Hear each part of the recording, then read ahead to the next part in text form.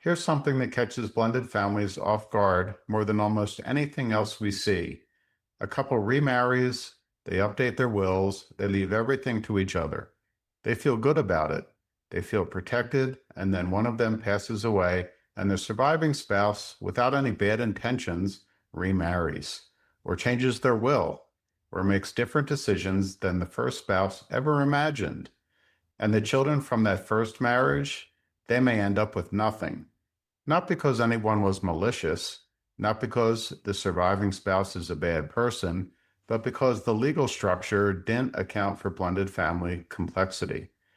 Today, April and I are going to walk you through something most blended families never think about until it's too late. How do trusts work, why a basic will often isn't enough, and what kinds of structures can protect a surviving spouse and your children all at the same time. Jerry, let me ask you this because I think it's a question most couples have, yet don't know how to phrase it. Can you take care of your surviving spouse and still make your kids from a prior relationship inherit something? Or do you have to choose? Can you take care of your surviving spouse and still protect your kids' inheritance at the same time?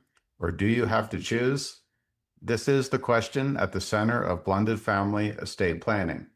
And the good news is you don't have to choose, but you do have to plan deliberately because the default, leaving everything outright to your spouse, almost never accomplishes both goals. Here's what we see happen. Spouse A passes away and leaves everything to spouse B outright. Spouse B now controls all of it. And at that point, legally, spouse B can do whatever they want with it. They might leave it to their own kids. They might leave it to a new partner. They might spend it down. Spouse A's children may never see a dollar.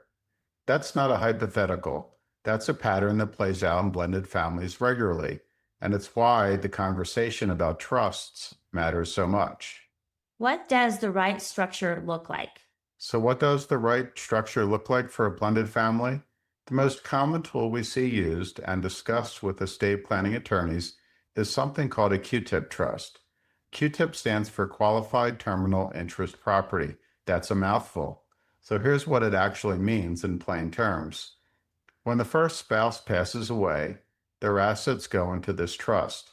The surviving spouse receives income from that trust, potentially for the rest of their life. They're taken care of, but the assets themselves, those are preserved for the children named in the trust. When the surviving spouse eventually passes away, whatever is left goes to the kids. It's not about distrust. It's not about controlling your spouse from the grave. It's about creating a structure that honors everyone, your spouse who needs to live and your children who you've always intended to provide for. That's the key shift, isn't it? Because when you frame it that way, I want to take care of you and take care of my kids, it stops feeling like you're choosing sides. When we see couples think through this together, the ones who've had the conversation about what they each want to happen feel so much more at ease. It's the ones who assume they're on the same page without ever saying it out loud who end up with a plan that doesn't reflect what either of them wanted.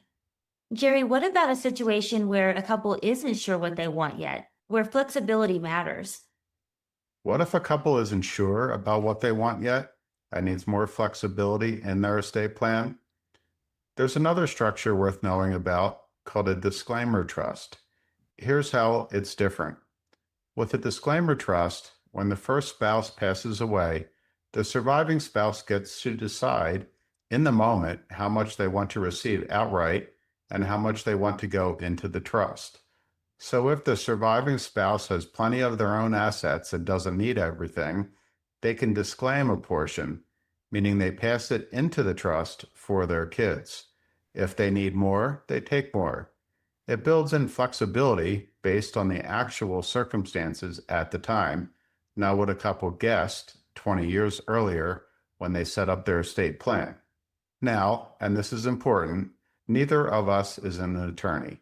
We're not providing legal advice, and the right structure for any family depends on their specific situation. What we are doing is making sure our clients understand the landscape before they sit down with an estate planning attorney, because the conversation goes a lot better when both spouses know what they're trying to accomplish. That's one of the most consistent things we see. Couples who come in having already talked about what they want versus couples who've never had the conversation. The planning process is completely different. Jerry, let me ask the question that I think a lot of people watching are probably sitting with right now. How do we even start this conversation with our spouse? How do you start this conversation with your spouse about trust structures and inheritance? And this is where we try to reframe it. Because when couples hear trust and estate plan, there's often a reaction. It feels morbid or complicated, or like something only wealthy people need to think about. Here's the reframe. This isn't a conversation about death. It's a conversation about your intentions, about what you want to happen for the people you love. And the question we'd encourage every blended family couple to sit with together is simple. If I had gotten hit by a beer truck yesterday, what would I want to happen for my spouse, being that now I am gone and my spouse is left alone in the life we have built together? And what would I want to happen for my kids?